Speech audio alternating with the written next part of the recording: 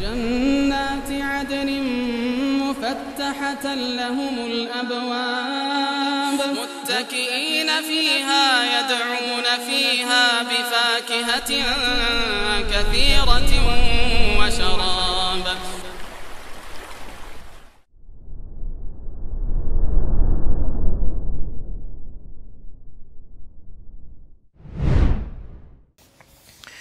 Bismillahirrahmanirrahim.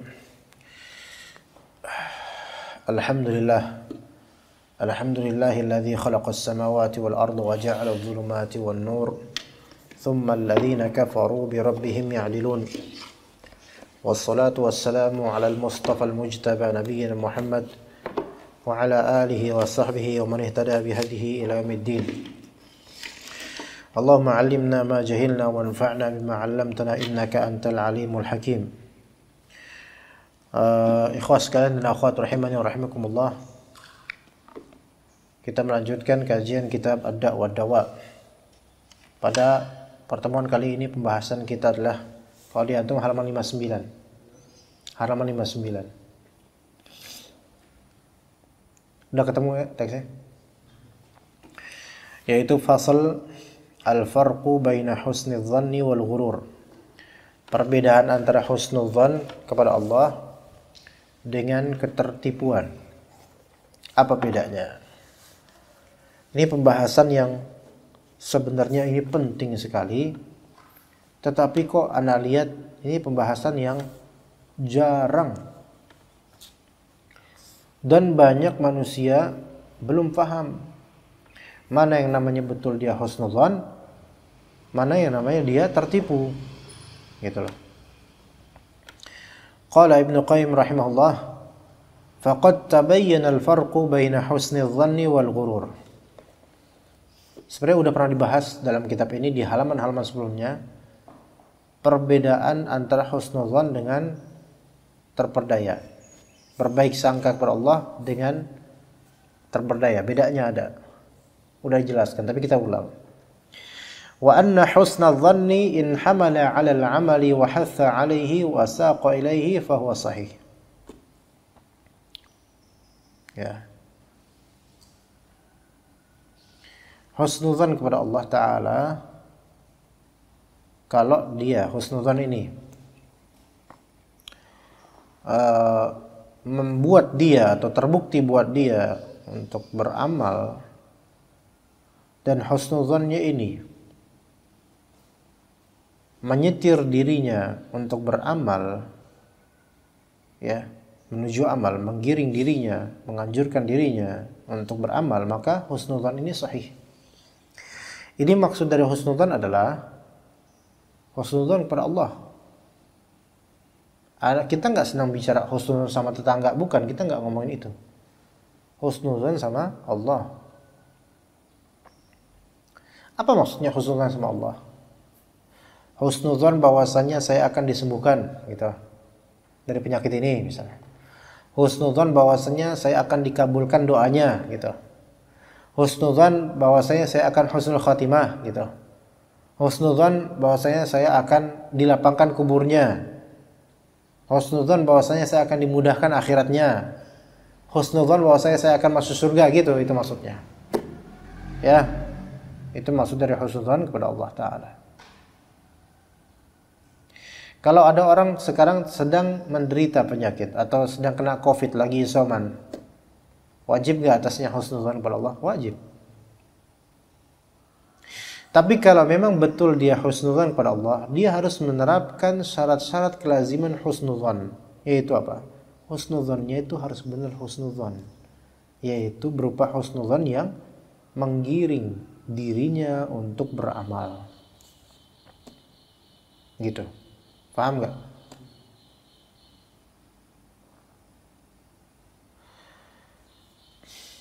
Kalau antum sekarang merasa, saya mah ya muslim sih, tapi nanti ujung-ujungnya juga ke neraka saya, itu nggak boleh ngomong gitu. Itu suudzon kepada Allah. Antum harus suudzon kepada Allah bahwasanya Allah Ta'ala akan memasukkan orang muslim ke surga. Harus kayak gitu mindsetnya, positif. Tetapi kemudian dengan mindset seperti itu, antum tidak menunaikan amal. Cukup nanti juga masuk surga orang beriman, kan saya beriman. Ini husnudzon apa enggak? Enggak, ini tertipu. Kenapa? Karena husnudzonnya dia itu tidak membuat dia atau menggiring dia menuju amalan soleh. Tidak ada ikhtiar. Nanti ada contohnya insyaallah, ada kiasannya. Qala rahimallah wa in da'a ilal batalati wal inhimaki fil ma'asi fa huwa ghurur. Sebaliknya, kalau hal tersebut justru husnul tersebut menyeru seseorang, menggiring seseorang menuju batalah. Batalah di sini maksudnya berani bermaksiat. Ya, sama seperti ini himak fil ma'asi. Jadi batalah itu berani, jur'ah gitu loh. Nekat, inhimak. Kalau misalnya husnudzannya dia itu menyeru dia untuk apa? Maksiat dan nekat bermaksiat, maka ini bukan husnudzan sebenarnya. Inilah tertipu. Ya, tertipu. Ketertipuan.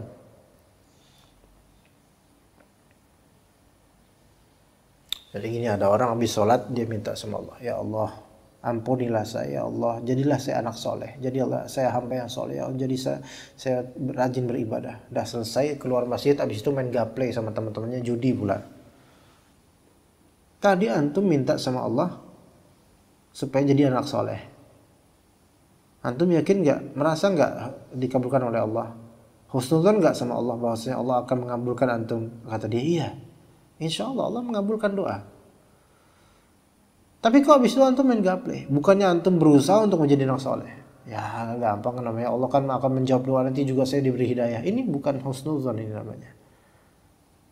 Karena apa? Husnudzonnya dia itu malah menggiring dia menuju maksiat, berani main gaple dan judi, dan mengisi waktunya dengan kehampaan. Maka ini bukan husnudzon, ini tertipu dia. Ya.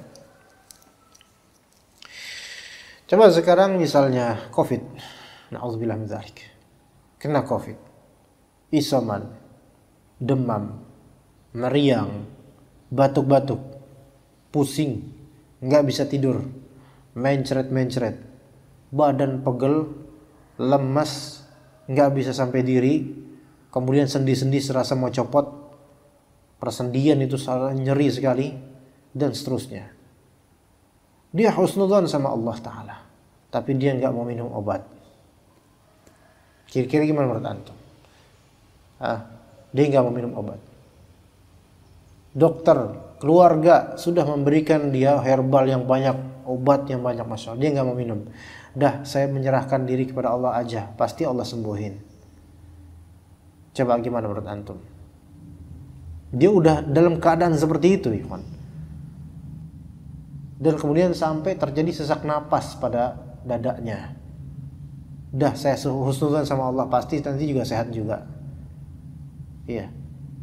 Ini gimana menurut antum? Gimana orang sampai nggak mau ikhtiar? Nggak bisa seperti ini. Ini bukan husnudzon, ini bahlul, ini terperdaya. Nggak bener, nggak ada ikhtiarnya. Ya. Kemudian di sini kata beliau rahimahullah, wa husnudzanni huwa raja'u. Husnudzan, baik sangka, adalah roja, harapan. Baik sangka, berbaik sangka pada Allah, itulah harapan pada Allah, berharap pada Allah, ya kan? Faman kana raja'uhu hadiyan ila ta'ati wa zajiran lahu 'anil ma'siyati fa huwa raja'un sahih. Barang siapa yang harapannya itu mengantarkan dirinya menuju ketaatan dan mencegahnya dari maksiat, maka itu adalah raja yang sahih, yaitu harapan yang benar. Jadi orang kalau memang berharap, ya dia harus berusaha untuk menuju hal yang dia harapkan itu. Wa man kanat batalatuhu raja'an wa raja'uhu batalatan wa tafrita fa huwal maghrur. Sebaliknya, barang siapa yang keberaniannya untuk bermaksiat merupakan harapan dia, jadi dia berani bermaksiat, tapi dia sambil bilang Allah Maha Pengampun kok, nah gitu. Ente ngapain main judi bro? Udahlah, Allah kan Ghafurur Rahim. Kata dia gitu alasannya. Jadi batolahnya, jur'ahnya dia terhadap maksiat itu disertai dengan harapan untuk diampuni oleh Allah. Tapi dia nggak mau lepas dari maksiat tersebut. Ya. Dan juga harapannya adalah berani bermaksiat, berupa berani bermaksiat dan juga meremehkan maksiat tersebut. Maka ini adalah maghrur, orang yang tertipu, terperdaya dengan rojanya, dengan apa? Dengan harapannya. Di sini dikatakan oleh Ibnu Qayyim sebagai permisalan, kiasan. Walau anna rajulan kanat lahu ardun yu'ammilu an ya'uda 'alaihi min mughilliha ma yanfa'uh. Seandainya nih ada orang punya sebidang tanah. Ya, yu'ammilu an ya'uda 'alaihi min mughilliha ma yanfa'uh. Dia berharap pada tanah tersebut akan tumbuh tanaman-tanaman yang memberinya manfaat. Dari tanah tersebut akan tumbuh tanaman. Jadi akan ada feedback dengan sebidang tanah, dia akan mendapatkan feedback berupa apa? Tanaman-tanaman. Fa ahmalaha wa lam yabdhurha wa lam yahruthha. Maka tapi dia kemudian apa? Mengabaikan tanah tersebut, tidak menanami bibit atau apa gitu. Dan juga tidak mengolah apapun. Ya. Tidak mau memanen apapun. Jadi dah tanah dibiarin gitu aja. Enggak dikasih apa-apa. Tapi dia pengen tanah ini menghasilkan buah-buah yang sangat bagus dan beragam. Wa hassana dhannahu bi annahu ya'ti min mughilliha ma ya'ti min ghairi harthin wa badrin wa saqyin wa ta'ahudil ardi. Tapi dengan kayak gitu, dia berhusnudzan, berbaik sangka, berpikiran positif gitu loh kata orang. Bahwasanya tanah tersebut akan mendatangkan yang terbaik gitu loh. Memberi manfaat tanpa harus dibajak, tanpa harus ditanamin bibit, tanpa harus dikasih air, tanpa harus ta'ahudil ard, yaitu dirawat. Dah, nggak usah dirawat lah, nggak usah tanam apa namanya biji-bijian, nggak usah dibajak, nggak usah diapa-apain. Tapi saya pengen ini tanah ini tumbuh, ada apel, ada markisa, ada pisang. Kalau bisa ada kurma ya alhamdulillah. Ya. Maka orang yang mendengar kira-kira gimana nih? La'addahun nasu min asfahis sufaha. Orang-orang akan mengkategorikan dirinya ini sebagai orang yang paling tolol di antara orang-orang tolol. Gitu. Wa kadzalika law hasuna dhannuhu wa qawiya raja'uhu bi an yaji'ahu waladun min ghairi jima'in. Begitu juga kalau misalnya ada orang yang berbaik sangka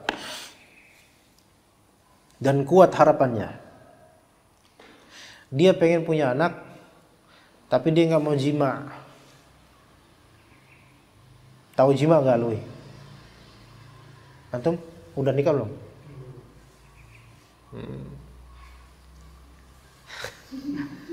Udah senior ya. Pengen punya anak tapi nggak mau nikah, nggak mau jima. Udah gitu ngomongin tentang punya anak terus. Wah enak ya nanti kau punya anak ya. Saya pengen mau punya anak nih. Ya ente nikah lah. Enggak Udah saya bujang aja lah. Ini gimana nih orangnya? Emang tiba-tiba anak itu tring kayak dia anak gitu. Ya harus ada proses kan, harus ada usaha. Au yasira a'lama ahli zamanihi min ghairi talabin lil-ilmi wa hirsin tamin alaihi wa amsal dzalik. Wa amsal dzalik. Atau dia kepingin menjadi orang yang paling alim di zamannya, menjadi Syekhul Islam di zamannya, tapi tanpa menuntut ilmu dan tanpa adanya hasrat yang sempurna dalam menuntut ilmu. Masya Allah, bisa nggak tuh? Pengen jadi orang alim tapi dengan cara Nggak ada ngaji, saya pengen aja. Ya udah saya langsung buka majelis walaupun belum pernah belajar ilmu syar'i dengan benar. Maka orang yang seperti ini nih sebenarnya ini orang majnun. Yang belajar betul-betul aja belum tentu jadi alim. Nah ini kok tiba-tiba gampang Ustaz. Ada namanya ilmu laduni Ustaz. Ilmu laduni yang zaman sekarang itu dari syaitan, kesok tahuan. Ya. Maka begitu contohnya. Fakadzalika man hasuna dhannuhu wa qawiya raja'uhu fil fawzi bid darajatil ula wan na'imil muqim. Begitu juga orang yang husnudzon, berbaik sangka dan kuat roja'nya, yaitu kuat harapannya untuk mendapatkan darajat al-ula, yaitu derajat yang tinggi, pengen punya derajat tinggi. Wan na'imil muqim, dan juga kenikmatan yang menetap, yaitu surga. Dia bilang saya pengen tuh di surga nanti ketemu Rasulullah, setingkat sederajat surganya sama Rasulullah katanya. Gimana caranya? Caranya diantaranya ittiba kepada Rasul. Caranya kalau antum pedagang, jadi pedagang yang jujur dan amanah, maka dikumpulkan tuh sama Rasul dan para orang-orang yang baik insyaallah. Tapi kemudian dia nggak melakukan ketaatan, min ghairi ta'atin wala taqarrubin ila Allah bimtithali awamiri wajtinabi nawahi. Dia enggak mau dia enggak taat. Tidak mendekatkan diri pada Allah dengan cara menunaikan perintahnya dan menjauhi larangan, enggak. Dan Anda lihat ini adalah wallahu alam kebanyakan dari orang di masalah tertipu dengan berbaik sangkanya dia kepada Allah, tapi dia tertipu. Ini adalah kasus yang terbanyak, lebih banyak daripada kasus COVID sekarang. Kenapa Anda berani bilang gitu, ikhwan? Karena keilmuan orang tentang masalah ini sangat minim, jujur aja. Bukan Anda nggak mendoakan orang jelek, tapi emang kenyataannya begitu. Yang kena COVID pun berharap kepada Allah, tapi nggak mau mendekatkan diri kepada Allah. Betul apa betul? Iya. Enggak mendekatkan diri pada Allah. Udah, nanti juga Allah sembuhin. Iya, saya kemudian ikhtiar minum ini, makan itu, minum ini, makan itu, periksa ini, periksa itu, tes swab antigen, tes swab PCR, dan seterusnya lah. Ikhtiarnya, ikhtiar duniawinya. Tapi selama dia isoman, enggak meningkat ketaatannya, bahkan lebih meningkat kelalaiannya. Ajib. Nonton YouTube, yang ditonton bukan kajian, bukan Al-Quran, bukan. Yang ditonton tuh rata-rata apa? Orang mancing, ya kan? Apalagi tuh nyari hantu. Emang masih ada kayak gitu ya? Masih banyak ya nyari hantu malam. Nggak bisa tidur kan, kadang-kadang orang yang kena COVID malam-malam nggak bisa tidur. Nonton kemudian live hantu-hantuan, ya. Atau apalah, pokoknya banyak lah tontonan sekarang kan, banyak film, game. Jadi ada orang main game, dia nonton orang main game. Walaupun game-game sekarang memang sangat menarik, masya Allah. Habis waktunya untuk itu. Ketika dia kemudian dibilang di grup WhatsApp atau teman-temannya, mudah-mudahan Allah sembuhinnya, amin, gitu ngomongnya. Iya, Allah sembuhin insya Allah. Tapi itu dengan adanya corona itu, seharusnya seseorang malah meningkat keimanannya gitu loh. Ajaib. Ada orang sedih, orang tuanya lagi sakit, orang tuanya kena COVID, wah sedihnya minta ampun, masya Allah. Kemudian minta supaya Allah sembuhkanlah orang tua saya, udah gitu, udah selesai. Habis itu dianya nggak mengambil ibrah, tetap bermaksiat, tetap kemudian dia istiqomah untuk menghabiskan waktu dalam kesia-siaan. Ini lebih banyak daripada penderita corona sekarang. Kenapa Anda bilang begitu?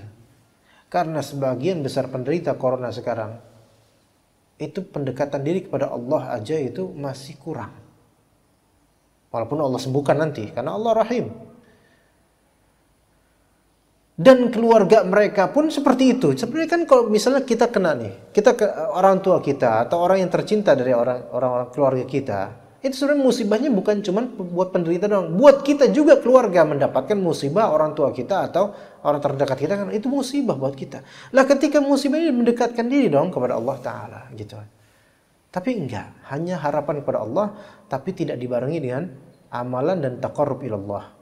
Maka yang seperti ini adalah ghurur, dan penyakit ghurur ini penyakit mayoritas. Mungkin terjangkiti pada ana, pada antum dan pada pemirsa. Ini kajian live loh. Ada penontonnya tapi gaib mereka. Begitu ya ikhwan. Makanya kata Allah Ta'ala, wa qad qala Ta'ala, innal ladzina amanu wal ladzina hajaru wa jahadu fi sabilillah ulaika yarjuna rahmatullah. Sesungguhnya orang yang beriman dan orang-orang yang hijrah dan berjihad fisabilillah, mereka lah orang-orang yang berharap rahmat Allah Ta'ala. Fata'ammal, kata Ibnu Qayyim, kaifa ja'ala raja'ahum ityanahum bihadhihi ta'at. Pikir tuh, coba renungkan bagaimana Allah jadikan harapan mereka adalah mereka melakukan ketaatan-ketaatan ini. Itulah yang namanya harapan sesungguhnya. Itulah yang namanya harapan sesungguhnya. Nah sekarang antum udah pernah kena COVID? Udah pernah kena COVID? Udah sembuh alhamdulillah. Ini insya Allah mudah-mudahan antum nggak kena. Antum udah pernah sebenarnya kan? Cuman pura-pura nggak kena aja. Itu waktu itu sampai nggak bisa nyium, tapi mungkin body masih enak ya, udah segar kan? Itu kita kajian itu sebelum ada delta ini. Tapi alhamdulillah Allah jaga semuanya tuh, ya mas. Coba kalau misalnya kita tahu ya, mungkin panik ini, wah ini bahaya nih. Nah, udah pernah antum yang belum ya? Semoga jangan ya. Tapi kalau misalnya al-kena antum urus dia, jangan dibiarin menderita ya. Dia sendiri soalnya. Hah? Insya Allah enggak. Allah jaga antum. Nah, orang yang pernah kena dengan kasus yang masya Allah dia sakit dan sebagainya, kan dia kepikiran kematian. Benar, banyak kepikiran kematian. Dengan banyaknya berita berseliweran, kepikiran kematian. Kepikiran alam barzakh, kepikiran nanti dikubur, kepikiran bagaimana akhirat. Kepikiran-pikiran tersebut itu harus kemudian ditanggulangi dengan apa? Beramal soleh. Kenapa begitu? Supaya tenang hatinya. Orang kalau mikirin mati, ada orang mikir mati sampai stres. Ada orang kayak gitu. Akhirnya mati gara-gara stres itu. Tapi kalau orang kepikiran kematian sambil dia mempersiapkan menghadapi kematian dengan amalan soleh, tenang hati antum, beneran. Dan itulah Rasulullah, itulah para sahabat seperti itu. Makanya kita Syekh Utsaimin dan Anas selalu mengulang ini. Betapa adanya orang yang kepikiran kematian dan dia takut, ngeri kematian itu memang. Gak ada di antara kita yang pernah merasakan kematian, belum kan? Belum. Dan pasti akan. Tapi ada dua model orang tentang mengingat kematian. Kan kematian itu ngeri. Ada yang dia melupakan kematian dengan cara beramal soleh, dan ada yang melupakan kematian dengan kelalaian. Maka jadilah antum orang yang bukan melupakan, artinya apa namanya? Kepikiran, tapi berhasil menetralisir pikiran ngerinya mati dengan amal soleh. Faham gak maksud anda? Hah? Ketika antum mendengar kabar-kabar orang mati, dikubur, ya, dan antum mendengar kajian-kajian tentang alam barzakh, dan itulah masa depan kita itu masa depan kita. Ya, bagaimana keterhimpitan di alam kubur itulah masa depan kita, ikhwan. Sendirian. Nah, ketika kepikiran tersebut, kalau antum netralisir pikiran tersebut dengan amalan soleh dan mengisi waktu menyibukkan diri dengan ilmu syar'i, dengan salat, dengan sedekah, dengan ini dan amal soleh, maka akan tercipta di qalbu antum husnuzon kepada Allah dengan cara yang terindah, beneran. Dan ketika tiba-tiba datang sakaratul maut dan antum dalam keadaan taat kepada Allah, terkumpul pada qalbu antum rasa takut pada Allah karena ini kematian, dan terkumpul pada antum juga apa? rasa harap pada Allah karena antum sedang menjalani ketaatan. Itu enak banget, Masya Allah. Itu enak banget. Dan itu yang dihadapi oleh seorang sahabat Nabi yang ketika ditanya pada Rasulullah, ya Rasulullah, saya itu takut sama Allah ya Rasul, tapi saya berharap pada Allah Ta'ala. Maka barang siapa yang sakaratul mautnya itu di kalbunya mengalami kondisi takut sama Allah sekaligus berharap sama Allah, itu insya Allah husnul khatimah. Tapi coba kalau misalnya kita kepikiran kematian, ngeri, serem mati kematian. Padahal kita tahu itu pasti kita. Namun kemudian kita isi dengan misalnya, alihkan pikiran tentang kematian. Kita alihkan dengan main game. Kita alihkan dengan maksiat, ke diskotik. Atau kan sekarang kan main game kan bisa bareng-bareng ya online sama orang-orang gitu kan, battle atau semacam. Kita alihkan, ya lupa kematian. Tapi apakah ini husnudzon? Bukan, ini ghurur. Lah kalau nanti misalnya lagi main game tersebut, dia tiba-tiba datang malaikatul maut, apa yang dia persiapkan? Gak ada. Maka itulah orang-orang yang terperdaya seperti itu, ikhwan. Orang yang terperdaya seperti itu. Dia berharap pada Allah baik-baik, tapi dia tidak mau beramal. Ya. Wa qala, kata beliau rahimahullah, wa qala al-mughtarrun, orang-orang terperdaya berkata, innal mufarritina al-mudayyi'ina li huquqillahi al-mu'attilina li amirih al-baghina ala ibadih al-mutajarri'ina ala maharimih ulaika yarjuna rahmatullah. Orang-orang yang tertipu, terperdaya, mereka berkata, sungguh orang-orang yang lalai, yang mengabaikan hak-hak Allah, yang bersikap durhaka kepada Allah Ta'ala, kepada al-baghina ala ibadi, orang yang melampaui batas terhadap hamba-hambanya, al-mutajarri'ina ala maharimih, yaitu orang yang mutajarri, yaitu berani melakukan perkara yang diharapkan oleh Allah, ulaika yarjuna rahmatullah. Itulah sebenarnya mereka lah yang lebih layak mengharapkan rahmat Allah. Ini salah. Iya salah, karena mereka itu walaupun ngomongnya berharap rahmat Allah, tapi mereka malah melakukan hal yang mengundang azab Allah. Wasirrul mas'alah, maka pokok permasalahan adalah anna ar-raja'a wa husna dhanni innama yakunu ma'al ityani bil asbabi allati iqtadatha hikmatullahi fi syar'ihi wa qadrihi wa thawabihi wa karamatih. Jadi sirrul masalahnya adalah seorang hamba haruslah melaksanakan sebab-sebab. Kalau misalnya dia berharapan, raja dan husnudzan kepada Allah, yang benar itu adalah jika terjadi dengan melaksanakan sejumlah sebab menuju apa yang diharapkan. Yang mana sebab tersebut yang melazimkan hikmah dari Allah Ta'ala, ya, kebijaksanaan Allah Ta'ala dalam syariatnya, ketetapannya, ganjarannya, dan juga kemuliaannya. Fayati al-abdu biha thumma yuhsinu dhannahu bi rabbih. Maka hendaklah hamba itu beramal soleh kemudian dia husnudzan kepada Allah Ta'ala. Wa yarjuhu an la yakilahu ilaiha.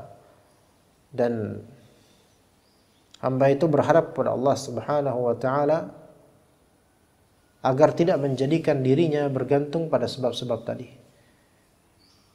Ya, jadi tetap bergantung pada Allah Subhanahu wa Ta'ala, bukan bergantung pada amalannya, tapi bergantung pada Allah Ta'ala. Wa an yaj'alaha musilatan lima yanfa'uh, dan menjadikan amalannya tersebut sarana yang dapat memberikan manfaat buat dia. Wa yasrifa anhu ma yu'ariduha wa yubtilu atharaha, dan berharap kepada Allah Ta'ala